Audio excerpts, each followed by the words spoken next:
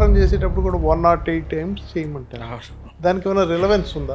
12 రాశులు ఇంకా 9 గ్రహాలని మల్టిప్లై చేస్తే మీకు 108 కాంబినేషన్ వస్తుంది. కాశీ సిగ్నిఫికెన్స్ ఏంటి సార్?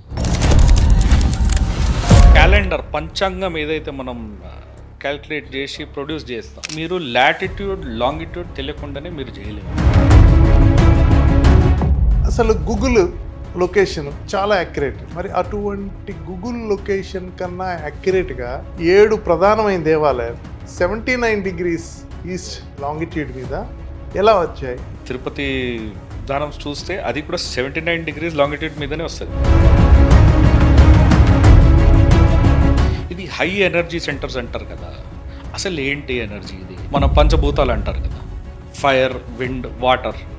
బైబిల్ లెక్కల్లో 3000-4000 BC ముందు అర్తే లేదు. నలంద, తక్షశిల యూనివర్సిటీలు ఈ రోజున్న ఏ యూనివర్సిటీ కన్నా ఎక్కువ హైయెస్ట్ నాలెడ్జ్ ఆ రోజుల్లోనే.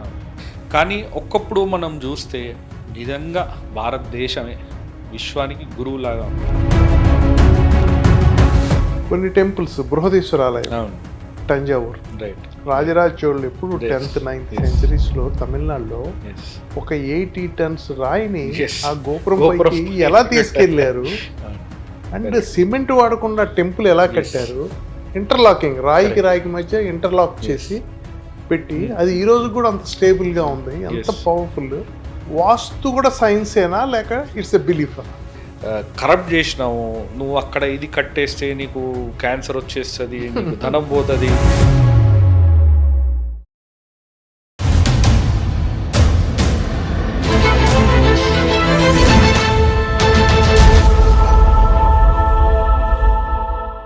ఈ వీడియో మీకు నచ్చినట్లయితే లైక్ చేయండి, షేర్ చేయండి, సబ్స్క్రైబ్ చేయండి.